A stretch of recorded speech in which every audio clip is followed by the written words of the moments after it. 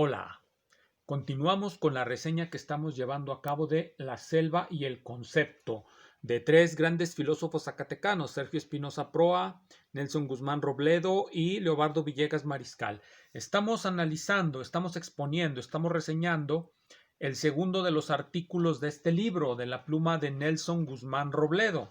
El artículo se titula de lo irreductible, pensamiento primitivo y razón. En el video previo de esta serie ya expusimos la primera parte de su artículo. Mencionábamos que ese artículo consta de 50 páginas y consta de 4 apartados. El primer apartado sobre la ciencia ya fue expuesto en la ocasión anterior. Ahora vamos a ver el segundo apartado, que es el mito como anomalía. Este consta de 3 pequeños apartados y una introducción que no tiene epígrafe, que no tiene título. El primero nos va a hablar de Max Müller, el segundo apartado nos va a hablar de James George Frazer y el tercero nos va a hablar de Friedrich Nietzsche. ¿Qué intenta de manera global realizar Guzmán en este apartado?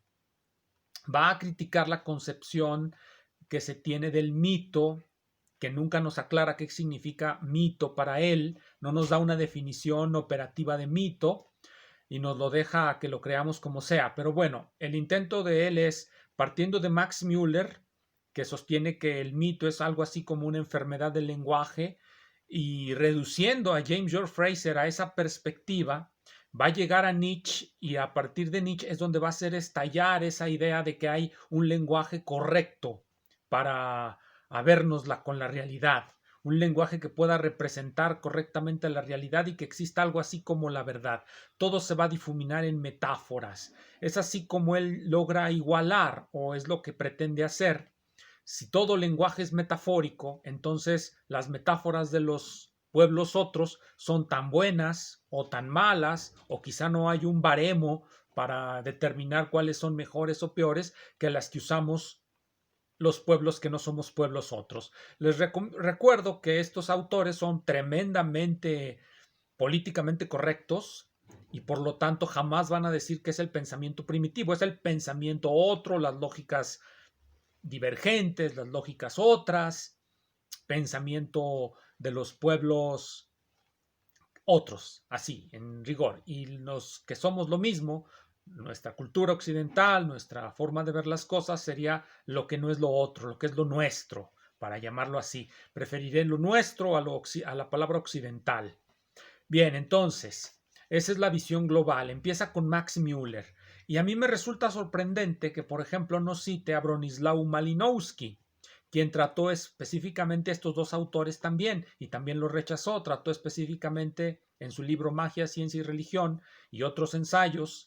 Trató el caso de Max Müller, que viene de la Escuela Naturalista Alemana de Mitología. La Escuela Naturalista Alemana de Mitología explicaba el mito y vamos a entender el mito. Aquí voy a dar una definición que no sé si sea la de Guzmán. Guzmán no nos da una definición y debería dárnosla para evitar los vértigos argumentales, para evitar que nos perdamos en nuestras propias ideas acerca de lo que es el mito. Entonces yo diré más o menos lo que se entiende por mito. Por mito se entienden los relatos o narraciones relativas a lo sagrado. Cuando nosotros escuchamos el Génesis, cuando nosotros leemos el Génesis en la Biblia, eso es un mito, es algo sagrado que pertenece a la religión. Entonces, mito y religión van juntos. El mito es una suerte de cuento que nos cuenta una historia del pasado de nuestro pueblo, de nuestra raza, etcétera, que está lleno de relaciones con seres sobrenaturales, dioses, númenes, cosas así. Y también, como es religión, el mito va acompañado de rituales. Todos recordamos que para que una religión sea un hombre, una persona sea religiosa, se deben de conjuntar dos aspectos. Número uno, la fe, la creencia en los mitos, por ejemplo, la creencia en lo que nos dice la Biblia, y la práctica de los rituales, ir a confesarnos, ir a comer la hostia, hacer la comunión, etcétera. Esos serían los ritos de una religión y sus mitos pues son todos esas narraciones que nos narra la Biblia, que ahí podemos leer el mito del Génesis, etcétera.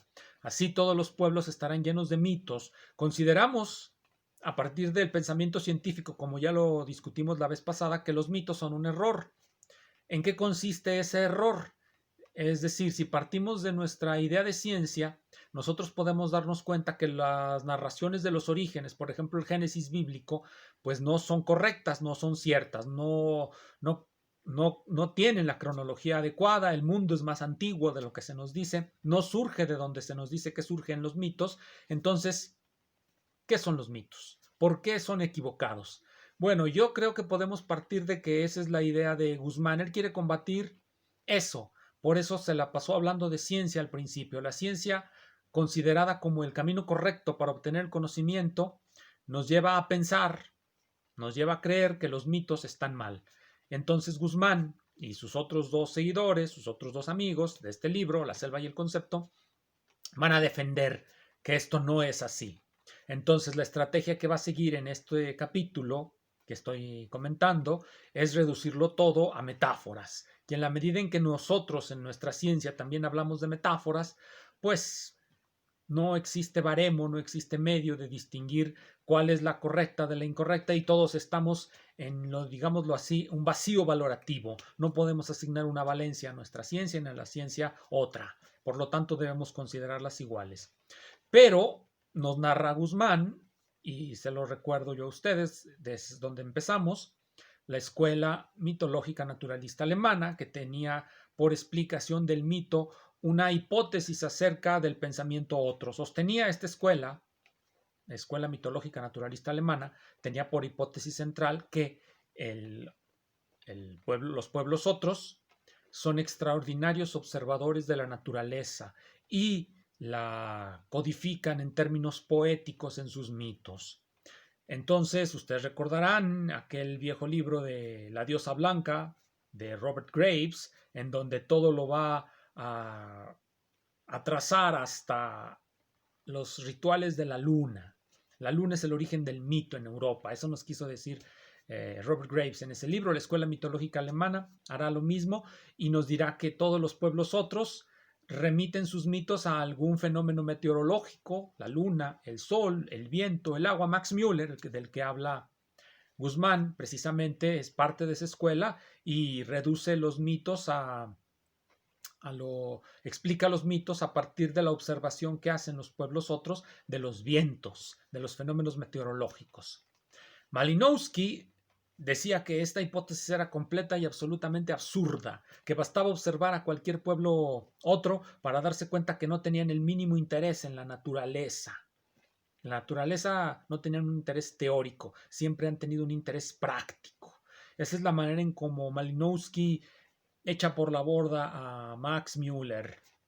¿Cómo lo quiere echar por la borda? ¿Cómo quiere abandonarlo Guzmán? Bueno, Guzmán nos va a explicar que Max Müller, aparte de folclorista, era también lingüista y por lo tanto explica el mito como una desviación del lenguaje, como un uso equivocado del lenguaje. El lenguaje tiene un uso correcto, nos dice Guzmán. Ese uso correcto consiste en describir el mundo tal cual es, y esa sería la perspectiva de la ciencia occidental. El lenguaje sirve para describir y representar el mundo tal cual el mundo es. Y hay una relación de verdad ahí. ¿Cuál? La del el concepto de verdad representacional. El lenguaje representa el mundo tal cual el mundo es. Correspondencia entre lo que decimos y lo que es. Entonces los pueblos otros no estarían de acuerdo con esto, ya que no representan el mundo tal cual el mundo es, sino que lo hacen a partir de elementos metafóricos. Y precisamente ahí es donde entra Max Müller y nos dice, bueno, pues esos elementos metafóricos son precisamente un error del lenguaje. Es lo que nos platica Guzmán con respecto a Max Müller. Después va a hablar de James George Frazer. De James George Frazer hay algo más interesante y es la reducción que hace Guzmán, porque Max Müller sí habla del lenguaje. Explícitamente ese es su problema y esa es la manera como pretende explicar el origen del mito. El mito es un extravío del uso del lenguaje. Hay un uso correcto que sería la teoría representacional, la teoría por correspondencia de la verdad, y hay un uso incorrecto que es el conjunto de metáforas. Punto. Cuando habla de James George Frazer, cita este libro, Este es la epítome, el resumen del libro de La Rama Dorada de James George Frazer. La Rama Dorada de James George Frazer es una obra en 12 volúmenes. Inicialmente en 1904, me parece, empezó a escribirlo.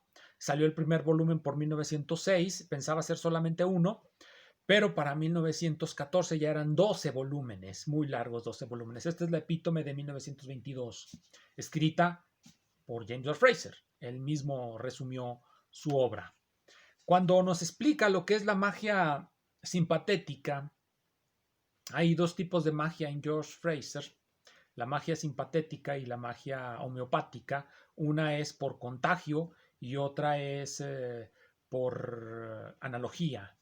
Es ahí donde Guzmán nos va a decir que la magia por analogía es similar a la metáfora y la magia por contacto es similar a la metonimia. Y de esta manera unifica su crítica a James George Frazer y Max Müller como una cuestión de lenguaje.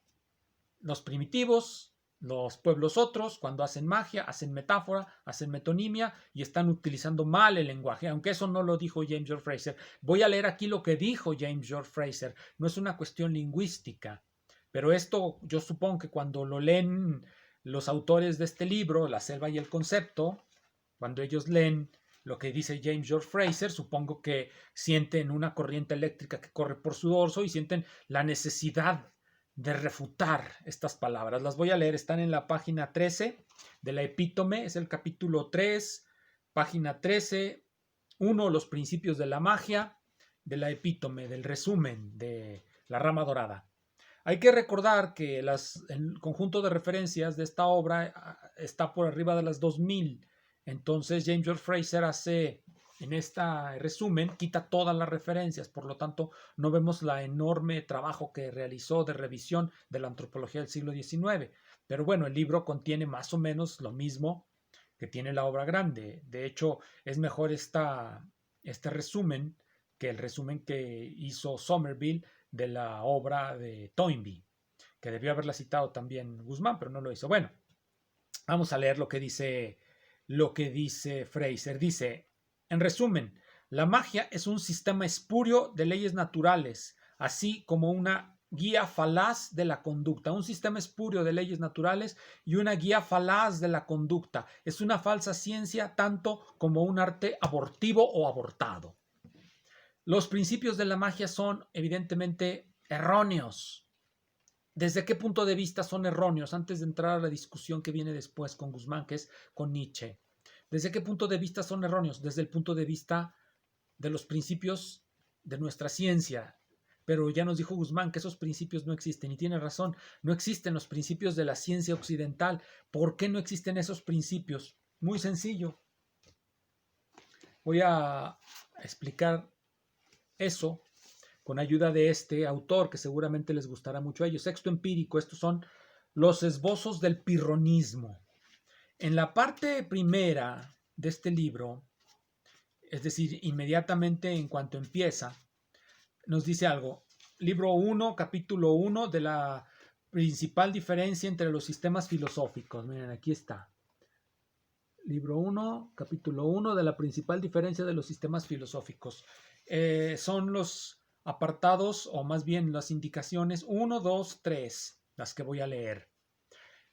El resultado natural de cualquier investigación, nos dice Sexto Empírico, es que los investigadores o bien, número 1, descubran el objeto que están buscando, o bien, número 2, nieguen que lo han descubierto y asuman que no se puede descubrir, y número 3, persistan en su búsqueda a pesar de que no lo han descubierto.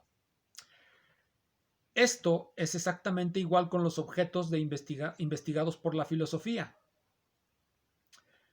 Aquellos que creen que han descubierto la verdad se denominan dogmáticos, especialmente Aristóteles, Epicuro, los estoicos y algunos más.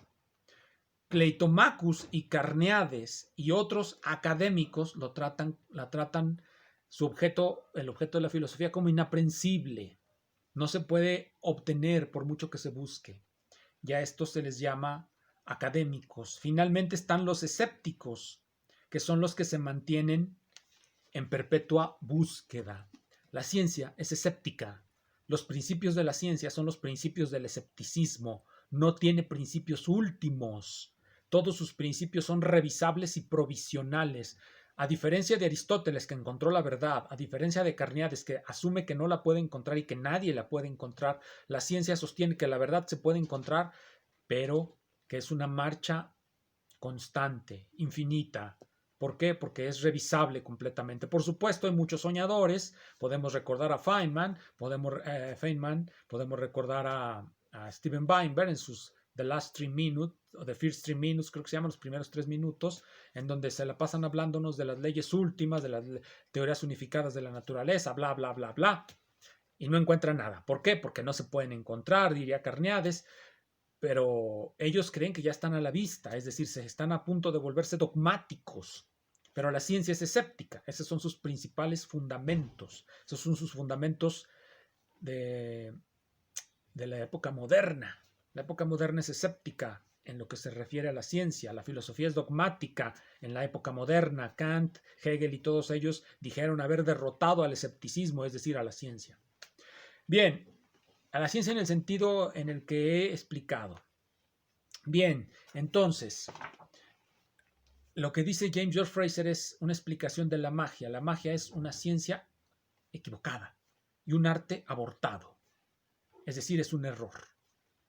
Y Guzmán nos dirá que el error es tanto de Frazer como de Müller y para ello aducirá a uno de sus héroes fundamentales, Nietzsche. Como ya he comentado, todos ellos son dependientes desde el punto de vista ideológico del neonietzscheanismo español, de Sabater, de Félix de Azúa, de todos ellos, de Rubert de Ventos, de todos ese tipo de filósofos. Son una sucursal. Los han leído y generalmente leen a Hegel después de que pasó por la aduana española, por decirlo de esa manera. Leen al idealismo alemán después de que fue pasado por la aduana española. Lo mismo leen a Nietzsche después de que pasó por la aduana española. Entonces, ¿qué va a hacer Guzmán? Ya lo dije a la introducción. Reduce, número 1, la crítica de Max Müller a una crítica lingüística. Número 2, con más fuerza todavía, bueno, más forzadamente reduce a Frazer a una crítica lingüística, cuando Frazer nos está diciendo que la magia es una ciencia abortada, y aquí la discusión no sería lingüística, sino sería simple y sencillamente si la ciencia, si la magia de verdad produce resultados comparativamente con los resultados que produce la ciencia escéptica, y nosotros podemos ver que allí está perdida la magia no produce ese tipo de resultados. La magia no puede sintetizar el hidrógeno del aire, tan sencillo como eso, así de simple. No puede sintetizar el hidrógeno del aire, lo que demuestra que es inferior en lo que se refiere a la resolución de problemas. Y me dirán, ¿y para qué sirve sintetizar el hidrógeno del aire? Cuando Carl Bosch logra sintetizarlo, lo que construye son abonos. Es decir, se abre la posibilidad de una reproducción indefinida de la especie humana. Que esto sea bueno, que esto sea malo, quién sabe, pero resuelve el problema de la alimentación. Un problema que no pueden resolver los pensamientos otros. Bien, entonces podemos ver que sí existe un baremo de comparación, pero Guzmán lo quiere remitir al lenguaje porque quiere hacer la estrategia siguiente. Va ahora a hablar de Nietzsche y va a hablar de ese libro sobre verdad y mentira en sentido extramoral y nos va a decir todo es metáfora. Esa es la conclusión. Todo es metáfora nuestra ciencia, es metáfora la magia, todo es metáfora y por lo tanto no existe forma de compararlos porque todo es metáfora. Bien, pero aquí no nos dice nada realmente nuevo. No está hablando realmente de la ciencia, está hablando de otro tipo de problema, está hablando de un problema lógico, de representabilidad de la realidad en el lenguaje y sus condiciones de representabilidad. Y para eso debió haber citado este libro, Lógica Semántica Metamatemática, de Tarski. Viene un resultado muy interesante. Lo voy a recordar. Se llama El concepto de verdad en lenguajes formalizados. Este es un artículo de alrededor de 1945. La conclusión, después de haber discutido la cuestión de la teoría de la verdad por correspondencia, cómo se puede llevar a buen término esa teoría en el lenguaje común y corriente, el lenguaje que hablamos todos los días, ¿Cómo se puede cómo se puede lograr esa representación en el lenguaje cotidiano? La conclusión de Tarski es que no se puede. La voy a leer.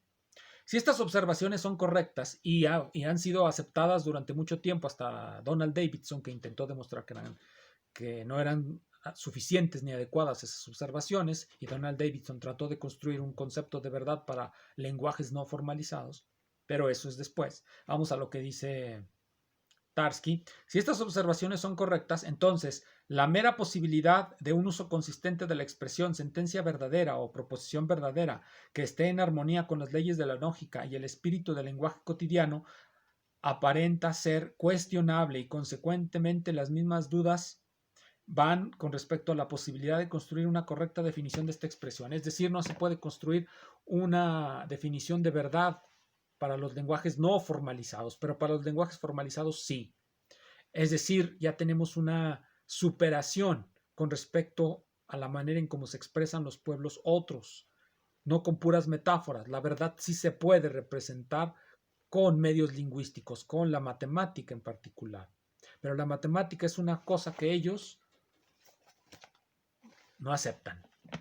Seguiremos discutiendo. Muchas gracias.